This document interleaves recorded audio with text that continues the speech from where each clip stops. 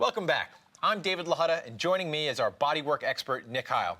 So, Nick, I've seen a lot of these obstacle course races on YouTube. We've reported on them here on the show in earlier episodes, and I really hear they're gaining in popularity. You know, this might be one of the hottest fitness trends in America right now. I recently did a story about these races, and some estimates are saying that as many as 1 million Americans participated in them last year. Wow, that's amazing. So, what makes them so unique? Well, they're pretty interesting races. I mean, they're anywhere from 3 to 13 miles, usually off-road, and you have to negotiate a number of different obstacles, like crawling through a mud bog underneath barbed wire, or scrambling over a wall, or trying to climb up a rope. Can anyone participate in them? I mean, do you have to be in like really top shape? You know, the races have quite a range. There's entry-level, shorter races for beginners and people who may not be in tip-top shape, all the way up to longer races that can go 13 miles or longer for the true hardcore. Wow. And I also hear they're fan-friendly events as well. Yeah, they're great for spectators, which I think is another reason why people like them so much. You know, you can see your friends splashing through the mud, but they've also really encouraged families to show up. You know, some races put on kids events in tandem with the adult ones, so you know, they're really kind of open to anyone and everyone. So your kids could swim in the mud too while you're swimming in the mud? Yeah, exactly. I mean, you remember doing that, right, as a kid? Oh, absolutely, absolutely.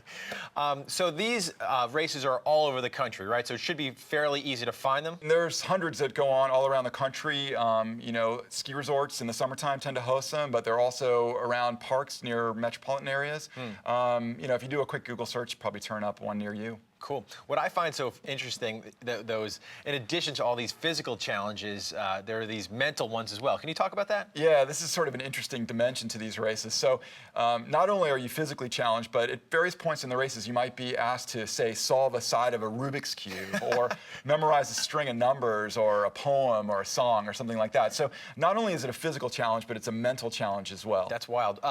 We learned about a race that includes electrifying people, or what's that about? Yeah, you know, at least one of the races has they dangle sort of electrified wires. It's low voltage, so it's not going to electrocute you dangerously, but it'll give you a good sting. Okay. So now, are there risks involved in these races? They sound a little fringy, you know. Yeah, I mean, you know, I think the kind of risks that anybody would have going out and playing in the woods, but. You know, there have been problems in the past, but I think, you know, given how many people participate in them, the rate of injury is pretty low still. As always, you know, be careful, you know, take care of yourself while you're out there, and you'll be fine. Yeah, I mean, it sounds like a great way to just spend a day with some friends, to get outside, run around, and just, you know, have fun. Yeah, you know, the character of these races is that a lot of them sort of downplay the competitive athletics, and they really play up the sort of spirit and fun and camaraderie of these events. So it's not about racing another person, it's really about sort of finishing in good style. I know that there's a couple great events up in Vermont. There's some in Beaver Creek. Do you know of one that really is the most popular, or like is the best one in the United States? You know, the Tough Mudder races have been drawing, you know, thousands of people. Spartan races also been incredibly popular. The Muddy Buddy series, Warrior Dash, you know, all of these races are drawing, you know, thousands of participants, and you know, really, I think the key is sort of finding one that's sort of the right size and fit for the kind of athlete or non-athlete, if that's the case for you. Sure. Well, cool. Nick, thank you so much.